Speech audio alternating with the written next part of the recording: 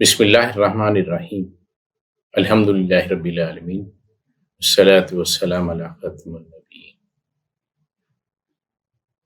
نبی کریم صلی اللہ علیہ وسلم نے جو فیصلے صادر فرمائے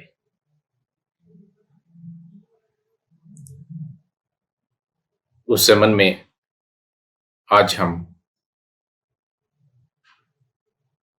دوسروں کی چیزوں کے نقصان کے بارے میں آپ صلی اللہ علیہ وسلم کے عدالتی فیصلے بیان کریں گے۔ حضرت برا بن اعظم رضی اللہ عنہ کی اونٹنی ایک انصاری کے باغ میں چلی گئی۔ نبی کریم صلی اللہ علیہ وسلم نے فیصلہ صادر فرمایا کہ دین کے وقت باغوں کی حفاظت کی ذمہ داری باغوں کے مالکوں پر ہوگی۔ اگر مویشی رات میں باغوں کا نقصان کریں تو اس کی ذمہ داری مویشیوں کے مالکان پر ہوگی۔ آپ صلی اللہ علیہ وسلم سے پوچھا گیا تو آپ نے فرمایا اگر کوئی طبیب ہونے کا دعویٰ کرے اور وہ اصل میں طبیب نہ ہو تو اس کے علاج سے مریض کو جو نقصان ہوگا اس کا وہ طبیب ذمہ دار ہوگا۔ ام المومنین حضرت عائشہ صدیقہ رضی اللہ عنہ سے روایت ہے، وہ فرماتی ہیں کہ حضرت صفیہ رضی اللہ عنہ سے بہتر کھانا پکانے والی میں نے نہیں دیکھی۔ ایک دن حضرت صفیہ رضی اللہ عنہ نے کھانا پکا کر نبی کریم صلی اللہ علیہ وسلم کو بھیجا۔ یہ دیکھ کر میں بے قابو ہو گئی اور میں نے وہ پیالہ توڑ دیا۔ میں نے آپ صلی اللہ علیہ وسلم سے دریافت کیا کہ میں اس کا کفارہ کیسے ادا کروں۔ آپ صلی اللہ علیہ وسلم نے فرمایا پیالے کے بدلے میں پیالہ، کھانے کے بدلے میں کھانا۔ روایت ہے کہ ایک باڑے کے بارے میں دو بھائیوں کے مابین جھگڑا ہو گیا۔ آپ صلی اللہ علیہ وسلم نے حضرت حذیفہ رضی اللہ عنہ کو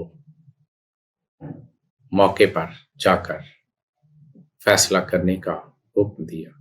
حضرت حذیفہ رضی اللہ عنہ نے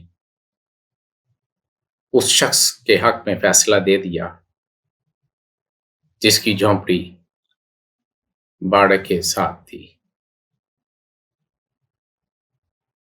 اور نبی کریم صلی اللہ علیہ وسلم کی خدمت اقدس میں آ کر اپنے فیصلے کے متعلق بتایا۔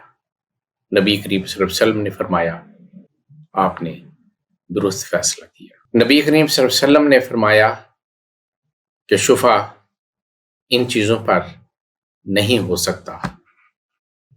نمبر 1 گھر کا صحن، نمبر 2 راستے، نمبر 3 تنگ راستے جو گھروں کے درمیان ہوتے ہیں، نمبر 4 گھر کا وہ گوشہ جو پچھلی جانب ہے، اور جوہر جس میں بارش کا پانی جمع ہوتا ہے۔ ایک اور حدیث میں ہے کہ کنویں کا پانی جہاں جمع ہوتا ہے وہ بھی جوہر کے ہی زمرے میں آئے گا، اس پہ بھی شفا نہیں ہو سکتا۔ نبی کریم صلی اللہ علیہ وسلم نے فرمایا شفے کا زیادہ حقدار پڑوسی ہے۔ نبی کریم صلی اللہ علیہ وسلم کے پاس دو آدمی جائیداد کے بارے میں جھگڑا کرتے ہوئے آئے۔ انہوں نے اپنا مسئلہ نبی کریم صلی اللہ علیہ وسلم کو پیش کیا۔